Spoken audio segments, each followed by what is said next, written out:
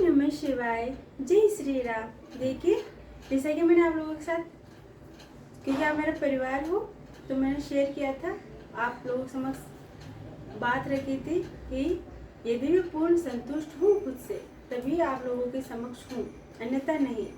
तो मैं आपके समक्ष हूँ। अर्थात अभी मैं आप लोगों के साथ एक और खुशखबरियाँ शेयर करना चाहूँगी कि जो भी मैं आत्ममंथन करती हूँ, उसमें जो भी कुछ पाती हूँ, वो मैं एक बुक के जरिए भी आप लोगों के लिए लेकर के आ रही हूँ। वो जल्द मेरी बुक लॉन्च होने वाली है।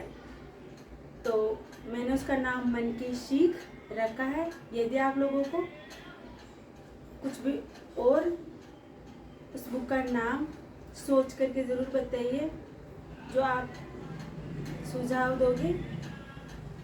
हाँ, तो अभी कि हम अपने मार्ग से क्यों भटकते हैं, हमारे ऊपर सोच का प्रभाव कैसे आता है, इस चकाचौंध भरी दुनिया के प्रभाव में हम कैसे रहते हैं। तो यदि उसमें हमारी संगति अच्छी हुई तो ठीक है, यदि संगति बुरी हुई तो फिर हम क्या बनते हैं।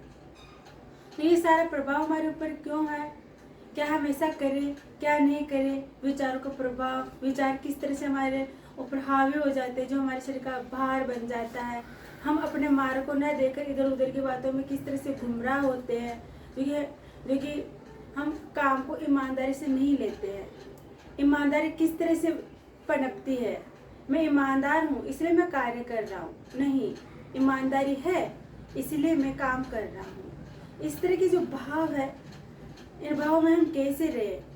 यदि हम इस भाव में रहेंगे तो हम जिस पोस्ट पर भी है, जो भी कार्य कर रहे हैं, चाहे हम मेल हो फीमेल हो, औरत हो या आदमी, जो भी कार्य कर रहे हैं, चाहे हाउस वाइफ का कार्य कर रहे हो या ऑफिशियल वर्क कर रहे हो, किसी भी पद पर बैठे हो, बस आप बैठे हो, अपना काम ईमानदारी से कर रहे हो, ये सबसे ज़रूरी बन जाता है। यही तो आत्मसंतुष्टि है। आप देखते हो कि बड़े बड़े ज्ञानी विद्वान जहाँ होते हो, चाहे वो अशुद्ध से अशुद्ध जगह हो, वहाँ पर शुद्धि आ जाती है। वही हमारे मन का आप देखिए कि अब हम मतलब कितने शुद्ध है मन से, कितने अशुद्ध है। जहाँ पर भी जाते हो आप सुकून की तलाश में जाते हो ना, हाँ, क्योंकि आपने लेने की चाहत रखी, बस लेके आ गए, इसलिए वो सुकून जब तक आपके आंखों में मतलब बसा हुआ 4 दिन 6 दिन 10 दिन 15 दिन तब तक है। फिर वही मन मेला, तो फिर बस फिर आप फिर से वही सारी चीज़ें जो आप अब तक थे उसमें नया क्या करके आए हो, वहाँ पर पोल्यूशन फैलाने के अलावा। तो जहाँ पर आप हो वहाँ कितनी शांति है, जो आपके भीतर है वो आसपास वो ओज, वो ओरा बन जाता है, वो वातावरण बन जाता है। इसलिए आप अपने आप को पढ़े कि आप क्या हो, और जहाँ हो अगर आपके आसपास का वातावरण जैसा हो तो आप समझ लीजिए कि आप वो हो।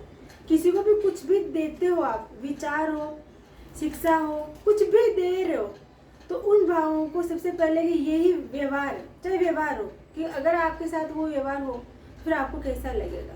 तो बस इन भावों के साथ किस तरह से जिए, कैसे अपनाएं, जीवन क्या है, इन तमाम सारी बातें बुक में है। साथ ही मैं सोशल मीडिया के जरिए भी आप लोगों को समय समय पर बताती रहूँगी। ओम नमः शिवाय, जय श्री राम।